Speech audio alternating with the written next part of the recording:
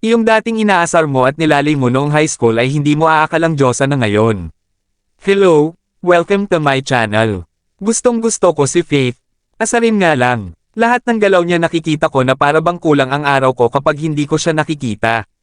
Pagpasok pa lang sa pinto ng classroom namin, sisiga na ako na, andyan na si Faith taba.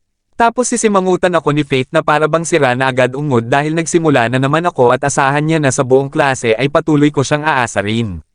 Naupo siya pero hinatak ko ang upuan niya kaya naman nalaglag siya sa sahig. Nagtawanan kaming mga bully, hahaha. Hindi pa ako nakontento kung minsan pa nga ay madalas kong agawin ang bag niya at makikipaghabulan siya sa akin para kunin ang bag niya.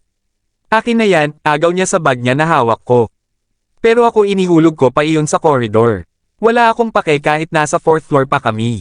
Ay, nahulog tuloy, kunin mo na lang sa baba para naman mabawasan yung mga bilbil mo. Ang sabi ko, pumasok na agad ako sa classroom kasi ng start bell na. Late siya ng 30 minutes nang makabalik sa classroom. Pawisan at hingal samantalang ako pinagtatawanan siya dahil pinagalitan pa siya ng teacher namin. Natandaan ko pa noon habang nagkaklase kami, iyong katawan ng ballpen ko ay ginawan ko ng balang binilog sa papel at inihipan ko ito at naasinta ko naman si Faith. Nagdikit-dikit iyon sa buhok niya, nilawayan ko pala muna iyong binilog ko na papel saka ko inasinta sa kanya, hihihi, ganoon ako kapilyo. Siya naman ay panay ang tanggal sa buhok niya. Madalas ko din kunin ang ballpen niya. Pahiram lang, huwag kang madamot, ha. Sabi ko na may pananakot pa sa aking tinig at titig. Tapos nakita siya ng teacher namin na hindi nagsusulat kaya napag-alitan siya. Halos puro pang bubuli ko kay Faith ang naaalala ko sa pagbabalik ko sa classroom namin. Year reunited pala ng batch namin ngayon dito sa school. Grabe ka nga noon kay Faith, palagi mo siyang pinapaiyak. Sabi ni Baltasar na ikinataka ko. Kahit minsan hindi ko siya nakitang umiyak no. Ang depensa ko na bigla kong ikinatahimik. Hindi nga ba siya umiyak, o hindi ko lang nakita na umiyak siya? Napalunok ako nang makita ko paparating ang isang mataba at malaking babae. Oy, Jana, kumusta ka na? Sabay-sabay bati ng mga naunang kaklase namin. Tumaba ka ha, dati ikaw ang pinaka-sexy sa classroom natin ha. Siyempre 3 na kasi ang anak ko. Pero ang ganda mo pa din. Sus, nambola pa, si Jana lang pala para akong pinagpawisan ng malamig. Anong gagawin mo kung magkita kayo ulit ni Faith? Tanong ni Baltasar sa akin. Ha, hindi ko alam sa totoo lang. Nakita ko lang siya sa Facebook at sobrang ganda na niya. Baka naman bulihin mo pa din siya ha. Hahaha, real talk ni Baltasar sa akin. Sobra ka naman sa akin. Napatawa na lang ako. Maya-maya may dumating pa hanggang sa dumami na kami at sigurado ako na hindi magpapakita si Faith dahil sa mga pambubuli ko sa kanya noon. Pero sa inaasahan, hello Faith, si Faith na ba yan? Kahit tignan ko lang ang reaksyon ni Baltasar na hindi na nakapagsalita ay nenervyos na ako. Hi Faith, taray, big time ka na ngayon ha. Hindi naman, napaka-humble pa din ni Faith. Kayo kumusta na kayo? Namiss ko kayong lahat. Kaming lahat, tanong ni Baltasar sabay biglang napatakip ng bibig. Nagtawanan ng mga kaklase. Lalo akong nanigas sa kinatatayuan ko nang makita ko muli sa personal ang dating binubuli. Natilabay kaming dalawa lang ang naroon at nanatiling nakahinto ang orasan. Pagkunwan nginitian lang ako ni Faith na para bang hindi ko siya binyuli noong araw. Kumusta na kayo, Baltasar? Kayo pa rin pala ni Toro ang magpreropa. Mga tropang bully, kaso ang isa nasa kulungan. At buti yung topic ay napunta sa isa pa nilang kasama noon sa pambubuli.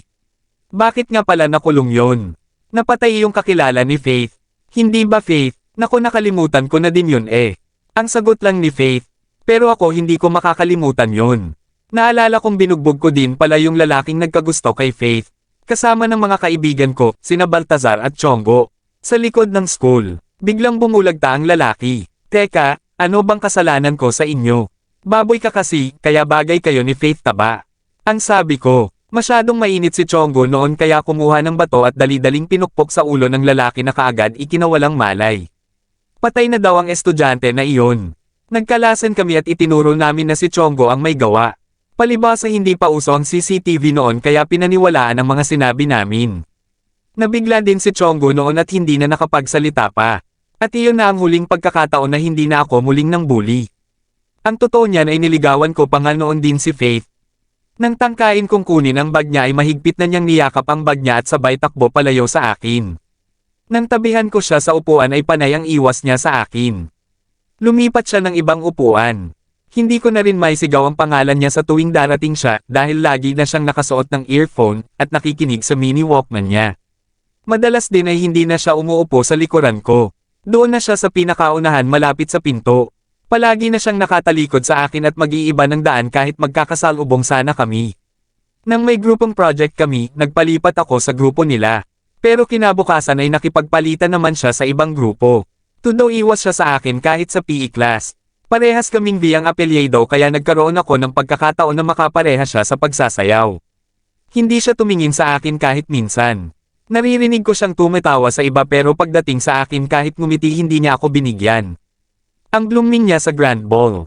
Nakaayos din ang dating magulo at mahaba niyang buhok.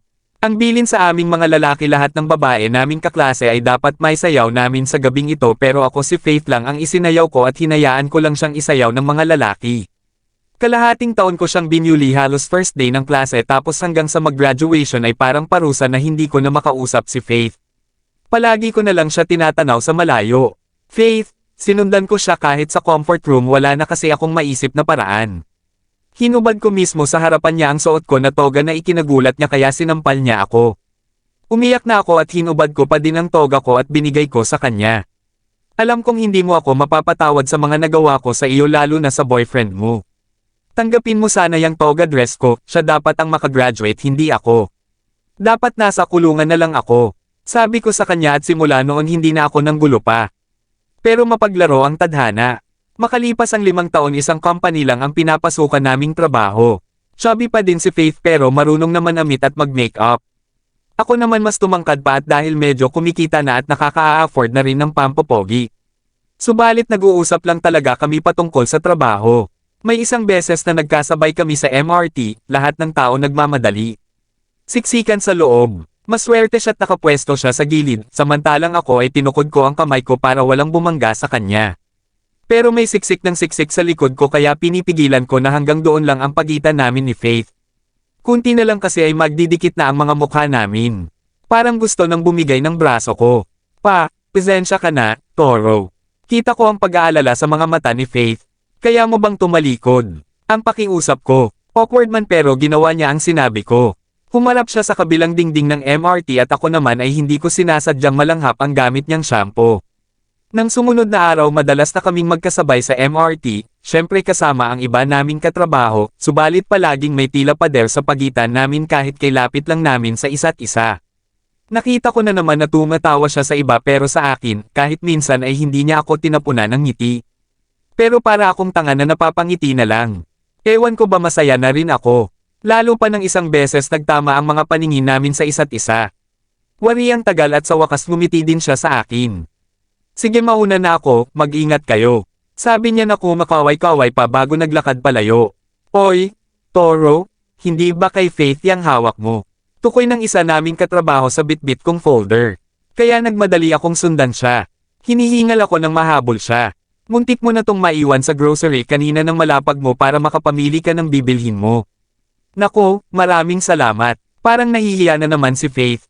Ang burara ko talaga. Pasensya na napagod ka tuloy. Okay lang basta ibili mo na lang ako ng. Nakita ko ang isa pang convenience store na malapit ng magsara. Ng ice cream, nasabi ko. Tapos nakita ko muli na napangiti si Faith dahil sa hiling ko. Nabigla lang din ako sa sinabi ko gusto ko kasi maging komportable kami sa isa't isa. Kaso mukhang hindi ko mapigilan ang totoong nararamdaman ko. Sige, teka lang, tatalikod na sana siya nang hilahin ko ang kamay niya at aksidenteng napayakap siya sa akin. Parehas kaming nagulat subalit nang tangkain niya agad humiwalay ay mas hinigpitin ko pa ang pagkakayakap sa kanya. Pwede bang ganito lang muna tayo, nasabi ko na para bang wala ako sa sarili. At bago pa magpanik ang utak ko kung ano ang sunod kong sasabihin ay, sorry, Toro. Saad ni Faith na nakayakap na din sa akin. Alam ko kung bakit ka nagkakaganyan ay dahil sa akin. Kaya lalo akong nahiya at inilayo na siya sa pagkakayakap namin. Hindi, Faith, ako dapat ang magsabi niyan sa'yo. Hanggang ngayon ay nakukonsensya pa din kasi ako doon sa naputol ako at nagulat nang halikan niya ako sa pisngi. Nakita ko na natural na mahaba at makapal ang kanyang pilak mata na akala ko ay dahil lang sa maskara na madalas gamitin ng mga babae. Nakamove on ako, Toro kaya gusto ko ganoon ka din sana. Sabi niya sa akin. Teka, gusto mo pa din ba mag-ice cream? Doon nga nagsimula kaming maging close ni Faith. Hanggang sa pakiramdam para akong nabunutin ng malaking buto sa dibdib. Pero kinabukasan, nagpaalam siya na dahil natanggap ang application niya sa Singapore. Ganun lang pala kabilis ang ligaya na mapalitan ng pangungulila. Tama bang sabihin ko na mangungulila ako sa kanya? Bakit gusto ko ba siya? Gusto ba niya ako? Ngayon ko pa ba isipin yan? Mahal kita, Faith. Amin ko nang magkasarilinan kami. Siguro nabibilasan ka sa akin porque nagkaayos na tayo. Pero Faith, matagal ko nang tinatago na gusto kita. Mag-ingat ka sa pupuntahan mo, sabi ko sabay inilapat ang palad ko sa ulo niya. Pero kinuha niya ang kamay ko at inilagay sa pisngi niya. Mahihintay mo ba ako? Tanong niya sa akin. Napatawa ako sabay seryosong tumingin sa kanya. Ako pa ba? Pagyayabang ko nga. High school pa lang kaya naghihintay na ako sa kanya ngayon pa ba ako aatras? Kaya lalo akong nanabik na muli kaming magkita sa school reunion namin, 2 years din mula nang mag-abroad siya. Katulad ng dati kahit abot kamay ko na siya ay pinagmamasaden ko lang siya sa malayo. Alam kong napakasaya niya. Minabuti kong maglakad mag-isa. Napadpad ako sa likod ng eskwelahan kung saan doon namin binyuli ang boyfriend ni Faith at napatay ni Chonggo. Parang bumalik na naman ako sa nakaraan. Yung batang ako na labis kong kinaiinisan. Gusto mo ba bisitahin natin sila? Boses ni Faith na nasa likuran ko pala. Una naming pinagtirek ng kandila sa sementeryo ang yumaong boyfriend ni Faith. Matagal na akong hindi nakapunta dito. Mabuti na lang kasama kita ngayon. Sabi ni Faith sa akin. Kung hindi dahil sa kanya, basagulero pa din ako. Sabi ko, ang sabi ng matatanda, kung hanggang ngayon ay hindi mo pa din natatanggap ang nangyari sa kanila para mo na rin silang pinapahirapan na umakyat sa itaas. Kaya pakiramdam mo hindi ka pa niya napapatawad dahil hanggang ngayon ay hindi mo pa din siya napapalaya dyan sa puso at isip mo. Pumikit ako at taimtim na pinalaya lahat ng bigat sa dibdib ko. Nakalaya na si Chonggo pero dahil sa matagal na pagkakakulong ay malaki din ang naging epekto sa buhay nito. Mas sumidhi pa yata ang galit ng ina nito nang muli akong makita habang nag-go grocery kami ni Faith ay nakasalubong namin ang ina ni Chonggo. Kung ang may buhay nga, hindi makalimot paano ba mag-isip ang mga patay. Sabi nito na kahit hindi direktang sinabi sa kanya dahil hindi naman huminto sa paglalakad ay pakiramdam niya ay para sa kanya ang mga salita na iyon ng ina ni Chonggo. Dinig din iyon ni Faith at nang linggonen si Toro ay nalungkot na naman ang boyfriend. Parte lang yan ng mga pagkakamali mo sa buhay pero hindi nangangahulugan na kasalanan mo kung bakit nangyari sa kanila iyon, sinikap ni Faith na gumaan ang pakiramdam niya.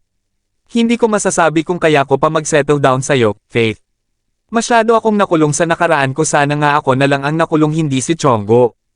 Ano? Tumulo ang mga luha ni Faith.